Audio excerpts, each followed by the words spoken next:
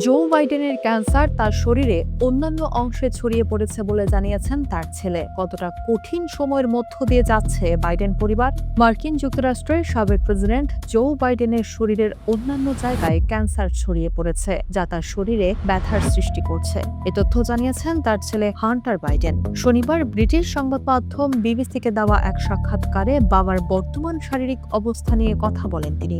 Hunter জানিয়েছেন, cancer বাইডেনের হাড় সহ শরীরের অন্যান্য অংশে ছড়িয়ে পড়েছে। তার ভাষ্যমতে, রোগটি বেশ যন্ত্রণাদায়ক এবং এর কারণে বাইডেন শারীরিকভাবে দুর্বল হয়ে পড়ছেন।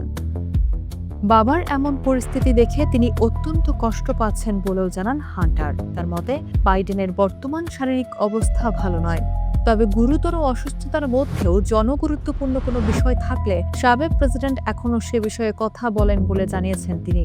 ৮৩ বছর বয়সী জো বাইডেন যুক্তরাষ্ট্রের ইতিহাসে সবচেয়ে বেশি বয়সের প্রেসিডেন্টের দায়িত্ব পালন করা ব্যক্তি। প্রেসিডেন্টের দায়িত্ব ছাড়ার ৪ মাসেরও কম সময় পর ২০২৫ সালের মে মাসে তার ক্যান্সারে আক্রান্ত হওয়ার কথা প্রকাশ্যে আসে। এরপর থেকেই তার শারীরিক অবস্থা নিয়ে নানা গুঞ্জন শুরু হয়। প্রেসিডেন্ট থাকাকালে তার স্বাস্থ্য নিয়ে পর্যাপ্ত তথ্য প্রকাশ করা হয়নি, এমন অভিযোগ উঠেছিল বাইডেনের স্ত্রী জিল বাইডেন ও হোয়াইট হাউসের উপদেষ্টার বিরুদ্ধে। বিশেষ করে ডোনাল্ড ট্রাম্পের সঙ্গে বিতর্কের পর বাইডেনের শারীরিক ও মানসিক সক্ষমতা নিয়ে প্রশ্ন আরও জোরালো হয়।